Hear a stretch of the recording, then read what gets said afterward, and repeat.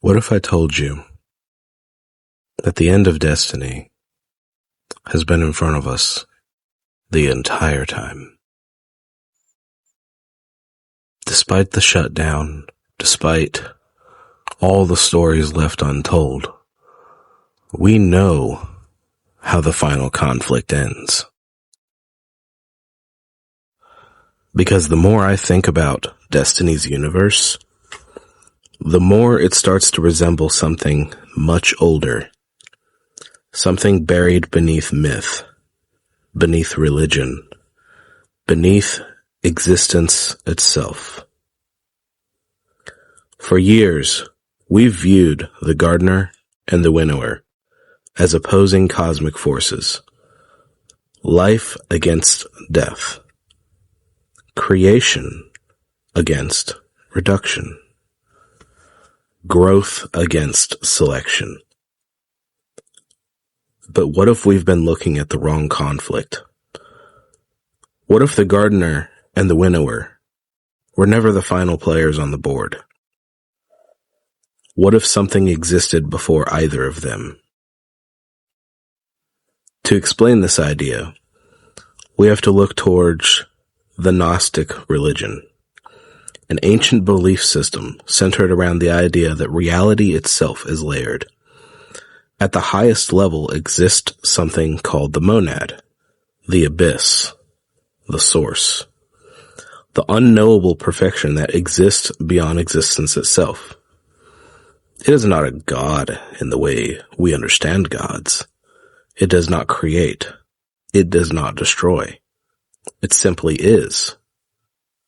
Or perhaps it simply isn't. From the monad emerged the aeons, manifestations of divine principles, thought, wisdom, light, possibility.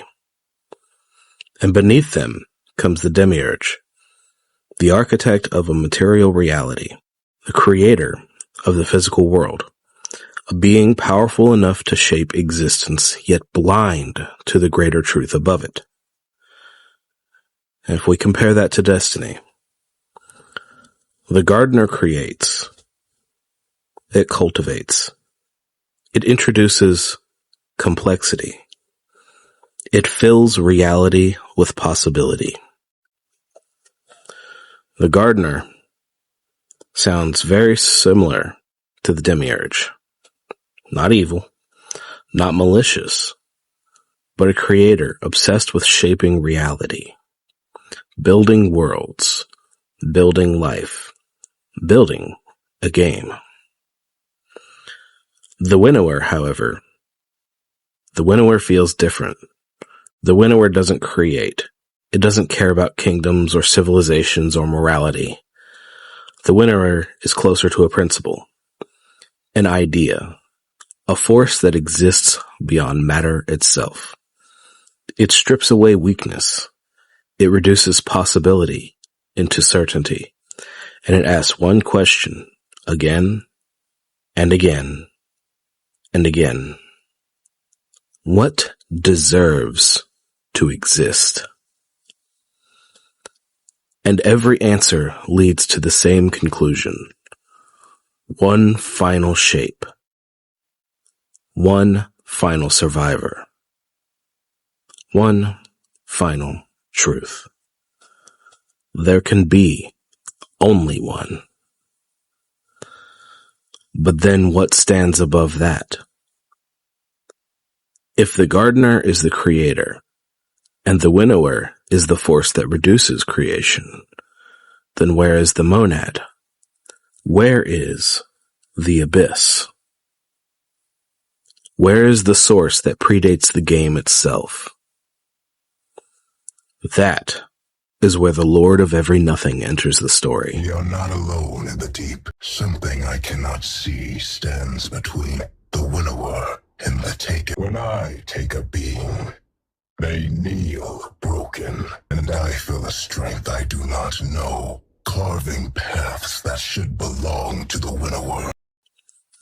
Not as another disciple, not as another witness, not even as another cosmic god, but as the embodiment of absolute nothingness, the true void, the silence before creation, the darkness before light, the thing that existed before the garden, before the flowers, before the knife, before the rules. And unlike the winnower, it doesn't seek a final shape. It seeks no shape at all. The winnower says there can be only one. The Lord of every nothing says there can be nothing. Think about what that means. The winnower still values existence, just a perfected existence. A universe refined until only the strongest truth remains. The Lord of every nothing rejects the premise entirely.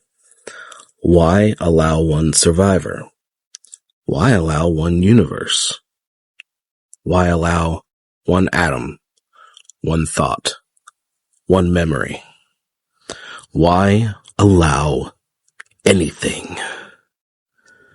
And that is why I don't think Guardians could ever truly fight the winnower. Not directly. Not in the way we fought Oryx, or the Witness, or Rolk. The winnower isn't merely powerful. It exists on a level where power stops being meaningful. We've already seen hints of this. We approach its presence near the corrupted shard of the Traveler, and we nearly die.